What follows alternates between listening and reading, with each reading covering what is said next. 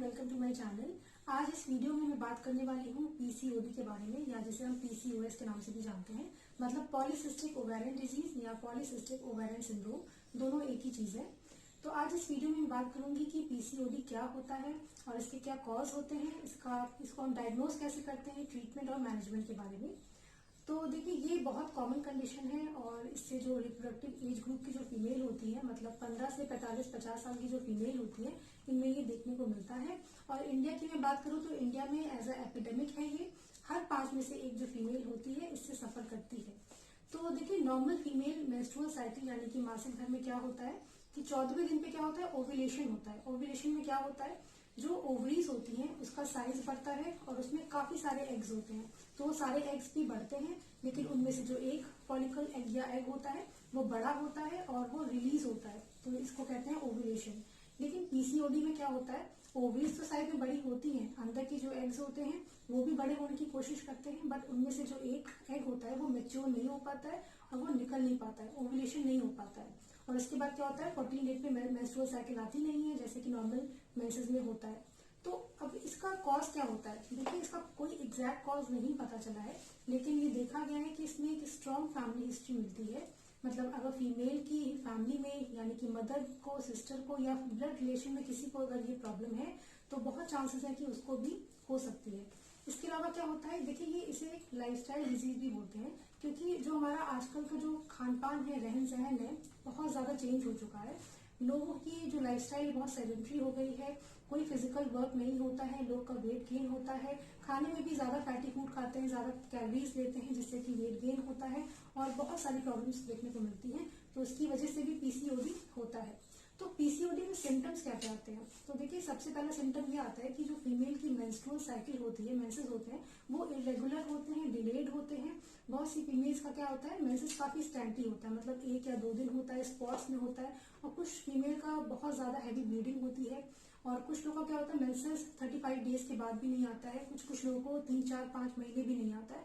तो हर फीमेल का जो मेंस्ट्रुअल साइकिल होता है सबका वेरिएशंस देखने को मिलते हैं, मतलब मेंसेस ओवरऑल इरेगुलर रहते हैं। इसके अलावा क्या होता है, क्योंकि देखिए एस्ट्रोजन प्रोजेस्टेरॉन का जो लेवल है वो इम्बैलेंस हो गया है, तो इससे क्या होता है, फीमेल की बॉडी में जो मेल हार्मोन्स होते हैं, मतलब एंड्रोजेंस, टेस्टोस्टेरोन जो होता है उसका लेवल बढ़ता है। तो इससे सिम्टम्स क्या क्या दिखते हैं, फीमेल के फेस पे और बॉडी पे हेयर्स आने लगते हैं, यानी कि जिसे हम हर्सूटिज्म बोलते हैं। मतलब फेस पे बाल आने लगते हैं, दाढ़ी जैसी, मुंह जैसी निकलने लगती है, और वहां के जो हेयर होते हैं थिक होने लगते हैं, बॉडी पे भी हेयर निकलते हैं। इसके अलावा जब मेल हार्मोन बढ़ता है तो फीमेल के हेयर फॉल भी देखने को मिलता है, काफी ज्यादा हेयर फॉल होता है। और फेस पे क्या होता है, एक्ने बनने लगते हैं, जो बहुत बड़े बड़े होते हैं, सिस्टिक टाइप के होते हैं, जिसे हम एक्ने रोजेशिया भी बोलते हैं। और साथ में क्या होता है, कुछ फीमेल में जो वॉइस होती है, मतलब आवाज भारी हो जाती है, और साथ में मूड स्विंग्स देखने को मिलता है। तो ये कुछ सिम्टम्स होते हैं जो देखने को मिलता है। अब हम इसे डायग्नोज कैसे करते हैं, तो डायग्नोसिस के लिए सबसे पहले तो हम फीमेल को अल्ट्रासाउंड कराने के लिए बोलते हैं। तो अल्ट्रासाउंड की रिपोर्ट में हमें क्या मिलता है ovaries are enlarged and cyst of varying size are arranged in the periphery of the ovary, ऐसा लिखा मिलता है। तो मतलब क्या होता है, जो ओवरीज में क्या होता है, छोटे सिस्ट जो है वही पेरिफेरी पे देखने को मिलते हैं, बट इसके आधार पर हम इसे डायग्नोज नहीं करते हैं। मैंने जो आपको सिम्टम्स बताए हैं, अगर इनमें से 2 सिम्टम्स मिलते हैं तो हम इसे पीसीओडी मानते हैं। इसके अलावा क्या होता है, हम इसे कंफर्म करने के लिए कुछ हमें टेस्ट और कराने होते हैं, ब्लड इन्वेस्टिगेशन करानी होती है। तो जब भी फीमेल की जब साइकिल आती है, मतलब मेंसेस होता है, तो उसे हम डे 1 मानते हैं, और नेक्स्ट डे मॉर्निंग में कुछ हम हार्मोनल टेस्ट एडवाइस करते हैं, जिसमें कि एफएसएच बोलते हैं, जिसे हम फॉलिकल स्टिमुलेटिंग हार्मोन होता है, एलएच बोलते हैं, जिसे हम ल्यूटनाइजिंग हार्मोन बोलते हैं, एएमएच का लेवल, प्रोलैक्टिन का लेवल, टेस्टोस्टेरोन का लेवल, बीटा इंसुलिन का लेवल, प्रोलैक्टिन का लेवल, साथ में टीएसएच भी हम एडवाइस करते हैं। तो इन सारी रिपोर्ट्स को हम देखते हैं, अगर इनमें कुछ भी एबनॉर्मलिटी निकलती है उसके आधार पर हम पेशेंट को डायग्नोज करते हैं कि उसे पीसीओडी है या नहीं है। तो पीसीओडी जब डिटेक्ट होती है तो अब ट्रीटमेंट की बात आती है। तो ट्रीटमेंट में क्या होता है, देखिए डॉक्टर्स तो अपनी मेडिसिन देते ही हैं, लेकिन साथ में फीमेल को भी अपने डॉक्टर की बात माननी होती है। मतलब आपको डाइट में कुछ मॉडिफिकेशन करने होते हैं, आपको अपना वेट लूज करना होता है। देखिए मेन इसमें क्या होता है, ट्रीटमेंट तो है ही, साथ में आपको अपना वेट लूज करना होता है। अगर आप देखेंगे आपका जब वेट ज्यादा है तो आपके सिम्टम्स ज्यादा दिखते हैं। तो सिम्टम्स को कम करने के लिए क्या होता है, आपको अपना वेट भी लूज करना होता है। अगर अपनी बॉडी फैट का अगर 5% भी आप वेट लॉस करते हैं तो आप देखेंगे कि सिम्टम्स में आपको काफी रिलीफ हो रहा है। और खाने में आपको बहुत सारी चीजों को अवॉइड करना होता है, जैसे कि ज्यादा फैटी फूड नहीं खाना होता है, जंक फूड नहीं खाना होता है, ज्यादा आपको फ्रूट वेजिटेबल्स ज्यादा लेना होता है, और साथ में फिजिकल वर्कआउट जरूरी होता है। मतलब आपको डेली एटलीस्ट 30 मिनट्स का आपको एक्सरसाइज करना होता है। या तो आप योगा कर सकते हैं, मेडिटेशन कर सकते हैं, जुम्बा कर सकते हैं, जो भी फिजिकल एक्टिविटी आपको करनी है वो आप कर सकते हैं। ऐसी एक्टिविटी करनी है जिससे कि आपका ज्यादा स्वेटिंग हो और ज्यादा कैलोरीज बर्न हो, तो आपको ऐसी एक्सरसाइज करनी होती है। और मैं अगर होम्योपैथी की बात करूं तो देखिए होम्योपैथी में बहुत ही वंडरफुल रेमेडीज हमारे पास, मेडिसिन अवेलेबल है हमारे पास, जो हम पेशेंट को देते हैं। उससे क्या होती है, उनकी साइकिल रेगुलराइज होती है, रेगुलर साइकिल आती है, मेंस्ट्रुअल में जो इरेगुलरिटीज होती है वो ठीक होती है।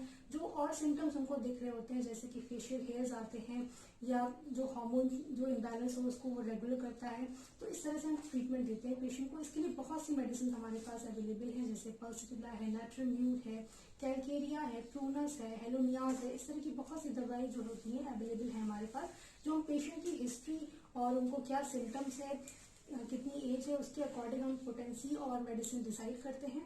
तो अगर आपको भी प्रॉब्लम है तो आप होम्योपैथी जरूर ट्राई करें। देखिए होम्योपैथी में या इस प्रॉब्लम की मैं बात करूं तो इसमें थोड़ा पेशेंस रखना होता है, क्योंकि ये मेंसेस की आपकी इरेगुलरिटी है, ये आपका हार्मोनल इम्बैलेंस है, तो थोड़ा इसमें समय लगता है, 6 से साल भर का टाइम लगता है।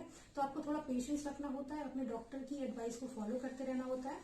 तो इस तरह से आप अपनी प्रॉब्लम को पूरी तरह से क्योर कर सकते हैं। तो आई होप मेरी वीडियो आपको इन्फॉर्मेटिव लगी हो। मेरी वीडियो आपको अच्छी लगी हो तो आप इसे लाइक करें, मेरे चैनल को सब्सक्राइब जरूर करें और मेरी वीडियो को लोगों तक शेयर जरूर करें, ताकि ये जो नॉलेज है सब तक पहुंच सके। और आने वाली आगे वीडियोस में मैं आपको बताऊंगी कि पीसीओडी में क्या डाइट प्लान आपका होना चाहिए। और एक तरह का और पीसीओएस होता है जिसे हम लीन पीसीओएस बोलते हैं। जैसे मैंने बोला कि वेट ज्यादा गेन होता है फीमेल का, तो उसे पीसीओडी होने की प्रॉब्लम होती है। तो ऐसी बहुत सी फीमेल्स होती हैं जिनका वेट कम होता है, जो लीन थीन होती है, दुबली पतली होती है, उसके बाद भी उनको पीसीओडी होता है। तो वो क्यों होता है, आने वाली आगे वीडियोस में मैं इसके बारे में बताऊंगी आपको। So thank you so much for watching this video.